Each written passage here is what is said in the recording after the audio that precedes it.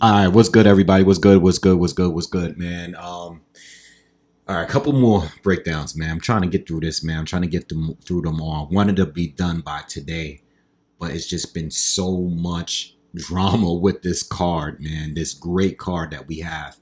Two fighters pulled out already, and we've been in the mix of doing breakdowns and watching film study.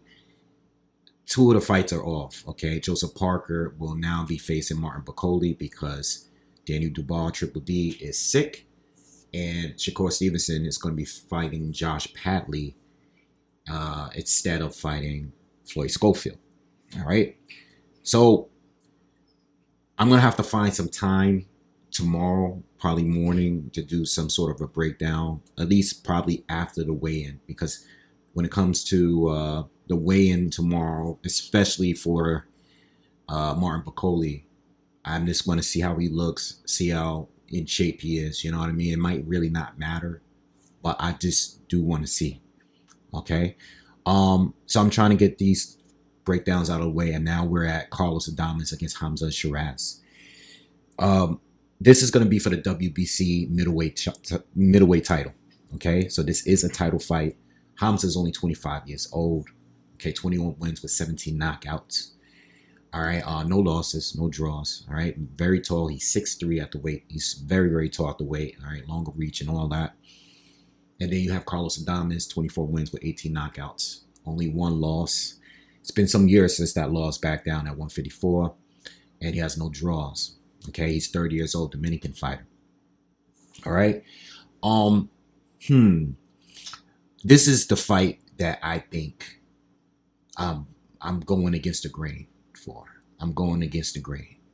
Now, Hamzah Sheeraz, I covered him on the 5v5 card. This is when he fought Ammo Williams at the time.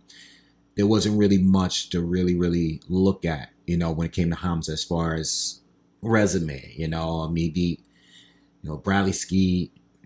He beat Liam Williams. He beat a couple guys with names, sort of, but Ammo was a step up for him, and Sheeraz was also a step up for Ammo at the time.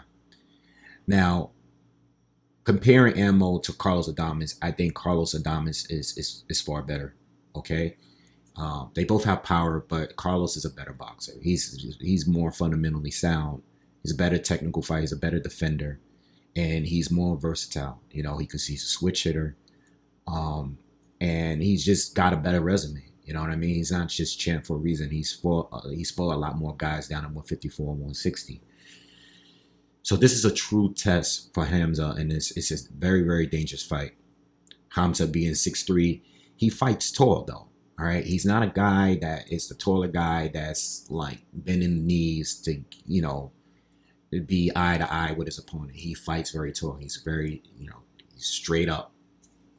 Good jab, really good 1-2. Lots of power.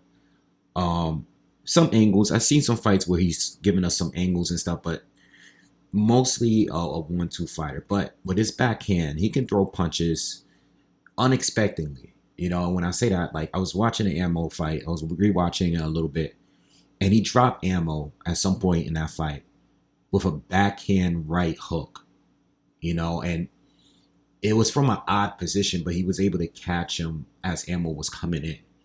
And I rarely see it, but he kind of had Ammo's timing down pat, because he comes straight in or straight out. He's not a good defender. Even telegraphs his punches at time, but Hamzah was able to get the timing down and catch him on his way in. And it was from a really awkward position, but he was able to drop him with that shot. So Hamzah does have a few tricks. Again, he's lengthy. He knows how to use range. He has some experience in using that. But overall, I think it's still a lot of work that needs to be done. I think he has slow feet. For the most part, he doesn't move quick, which is not a problem. But he's a pretty good counter puncher. I'm still questioning his chin, though. I've seen him. He's been dropped twice in his career in previous fights. I know Ammo was able to buzz him a couple of times in that second round. He hurt him pretty bad, didn't drop him. I think he buzzed him as well in the fourth round, but nothing crazy. All right, but I'm still questioning the lack of experience. I'm not like wow with him yet. I think he definitely has power. He has solid hand speed, good jab. You know what I mean? But and he's a good counter puncher with the jab as well. He likes to counter jabs with his jab. But I still want to see a little bit more. And Carlos Adames, the champion, is a lot more experience. Carlos, I said he's a switch hitter. He will fight a whole fight in one specific stance. And more, not. I think the one problem I have with Carlos is that he doesn't fight behind the jab as much. He likes to lead with his backhand. Whatever stance he's facing, he's standing in. He likes to lead with the backhand. Throw combinations. He's pretty explosive, but he moves well. Good lateral movement, good clean, sharp technique, good combinations as well. Strong, strong fighter, good balance, well-rounded. Carlos is well-rounded. I think he is definitely one of the better fighters at 160 for sure. Now he's beating some good fighters. Some of the fighters were kind of like, he beat J Rock, he beat Terrell Gaucher, which was that's the one. That's what I'm looking for. The one issue I have with Carlos is that he doesn't always show up. Certain fights are just snoozers, and in certain fights he's like fighting like a wild man. That's the one issue I have with Carlos. Is just certain nights he just doesn't show up, and certain fights it's just slow. Whereas there's other fights where he's very aggressive.